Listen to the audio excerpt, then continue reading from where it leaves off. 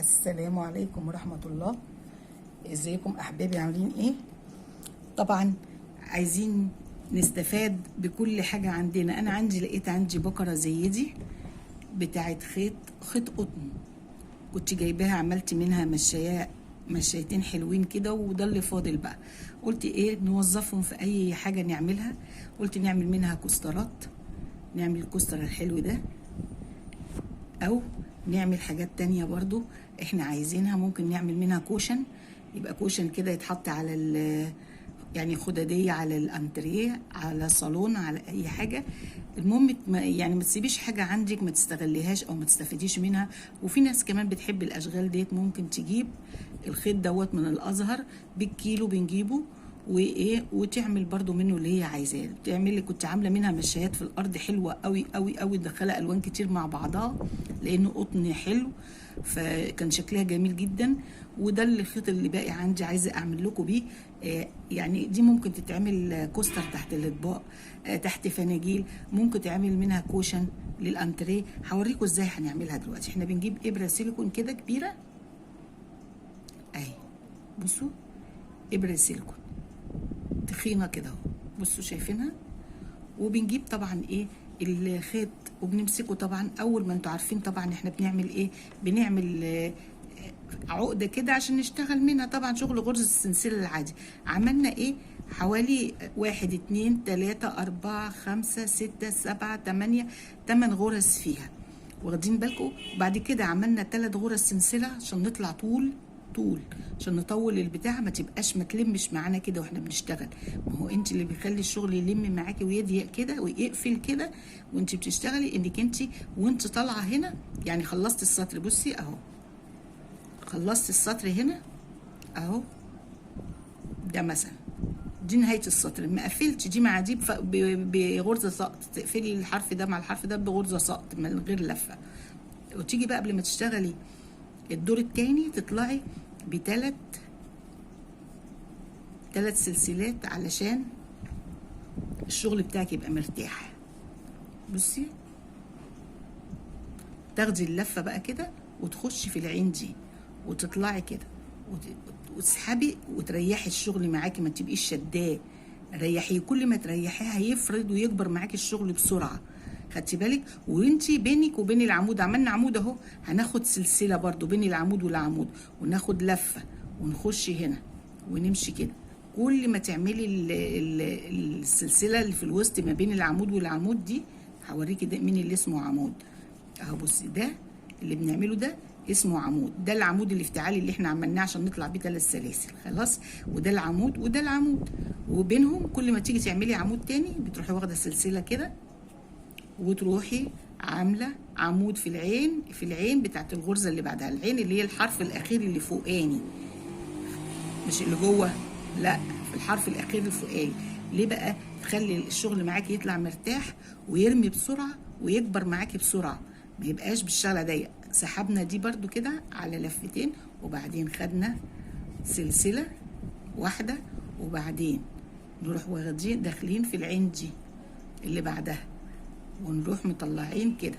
هوريكم دلوقتي ازاي بتبقى مسطحه ومش مشدوده. ليه؟ لانك وانت بتشتغلي بترفعي الابره كده على الاخر اهو. بصي، باخد سلسله اهي وانا هشتغل، هتلاقيني برفع الابره على الاخر كده، باخد لها حيز، واخده بالك اهي. اخد اللفه بتاعتي واخش كده واجيب دي كده، واخد بقى الابره على الاخر كده عشان واخده لها حيز طويل كده، عشان لما تتعمل ايه، تتعمل على طويل، فاهمه؟ اهي بصي، وتروحي سحبه 2 كده، وتروحي واخده التالتة مع نفسها، وبرده سلسله. هتحسي ان الشغل معاكي، بصي، بيبقى مفرود ازاي. ولسه بقى لما اخلصوا هتشوفوا، تحسوا ان الدايره كبرت بسرعه ومفروده في الوقت نفسه اهي، عشان ما تلمش وتبص تلاقي الغرزه رايحه معاكي على ورا، تقوم تشدي العمود على ورا كده، تقومي واخده ايه، سلسله، عشان تريحك وتديكي ايه، خطوه لقدام، وتروحي لفه كده. بعد ما تلفي اللفه كده تروحي داخله في العمود ده، سوري، الغرزه اللي تحت دي، تخشي في الغرزه اللي فوق دي، الحته اللي فوق بتاعت الغرزه اللي بعدها، وتكوني واخده اللفه، وتروحي داخله هنا، وتروحي جايبه بيبقى معاكي تشدي بقى الايه الابره كده لفوق والخيط كده توسعي على نفسك، تاخدي 2 تسحبي 2 وتسحبي 2 بلفه تانية وتبحبحي على نفسك كده، تخليش الغرزه ضيقه كده، ما تخليهاش مشدوده على الابره قوي كده، تريحيها وفي الوقت نفسه تاخدي لها ايه، قلنا لفه لفه وتنزلي في السلسله اللي بعدها علشان تطلع معاكي مرتاحه. تروحي واخده كده واخده التانية وبرده مديه براح لنفسك قوي. بصي كل ما تدي براح لنفسك في شده الخيط اهي، تدي براح الاول كده وبعدين تاخدي سلسله كده وبعدين تلفي لفه عشان تخشي في الغرزه اللي بعدها. هتبصي تلاقيكي ايه بتعملي وسع في الدايره بسرعه، يعني تبصي تلاقيها وسعت معاكي بسرعه. بصي اهي واهي، خدنا سلسله وهنروح على اللي بعدها، ناخد ونعمل عمود طويل وناخد لفه وناخد 2 وبعدين ناخد لفه تانية وناخد 3 وبعدين نرفع قوي كده. بعد ما نرفع كده وناخديها براحه ناخد سلسله، وبعد السلسله هناخد ايه، ناخد الغرزه اللي بعدها. هتحس الشغل ماشي معاكي انسيابي ومش سوري. ناخد اللفه وناخد دي كده وناخد دي كده ونطلع كده ونطلع كده ونخرج كده حلو، وناخد سلسله. بعد ما خدنا سلسله ناخد واحده، خدنا سلسله خلاص ناخد لفه وناخد اللي بعدها، نعمل عمود عمود كده. بصوا العمود وترفعي الشغل قوي كده وتديله براحه على الاخر، وبعدين تروحي خارجه منه كده برضو بترفعي كده وبتاخدي سلسله وتروحي لفه لفه واخده في العمود اللي بعده.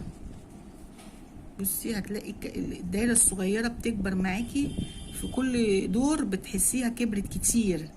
بينفعك بقى، ممكن تعملي منه اي حاجه تعمليها ان شاء الله، حتى مسكات للحلل في المطبخ. يعني شوفي بقى قد ايه ممكن حاجات كده حلوه تعلقيها في بصي عامله لها علقه اهي، عامله لها علقه تعلقيها في المطبخ، تعلقيها تعمليها كسترات وتعلقيها. يعني انت وشطارتك كل ما تفكري هتلاقي كل حاجه عندك لازم تستفادي منها. يعني فده خيط وجديد ولسه ما فيهوش اي حاجه، اعملي منه اللي انت عايزاه اللي انت محتاجاه. كوستر بتاع دوت خدديات وتعملي لها ظهر كده ستان وتحشيها وتحطيها على الانتريه، اي حاجه استفادي بيه باي طريقه. بصوا الكل اهي، مش عايزه اقول لك بقى ان هو بيكبر بسرعه قد ايه. ده جميله جدا بجد، تخليكي وانت بتشتغلي فرحانه ان هو ايه، ان انت يعني بسرعه كده عملتي حاجه كبيره كده.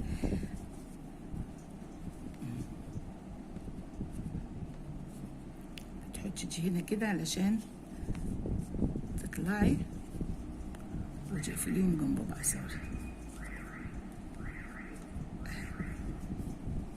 لفه كده وهنا في الغرزه دي، لا مش في دي، زي داخله عايزه تخش هنا اهو. بصي عشان ما يجوا يقفلوا مع بعض مظبوطين اهي، ومديتي للاخر وخدت الغرزه التانيه.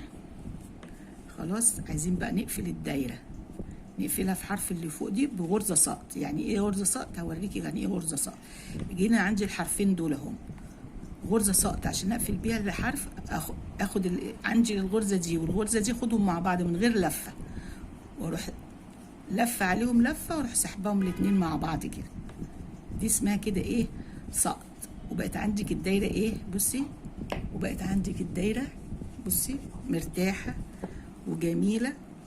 وهنكمل بقى عليها برضو، بس اديكي عندك الدايره هي مرتاحه وجميله. ممكن تكويها بقى بعد كده لما تعملي دايره تانية عليها في ساعتها. يس هعمل لكم بس حاجه بسيطه كده عمودين ولا حاجه عشان تشوفوا في ساعتها هتبقى قد دي في ساعتها مش هتقدري تاخدي وقت كتير. بصي اهي يعني، بس عشان تطلعي بقى الدور اللي بعد كده هتعملي ايه؟ هتعملي 3 سلسلات زي ما قلنا، 1 2 3. حلو. هتيجي بقى ايه تلفي لفه وتاخدي فين؟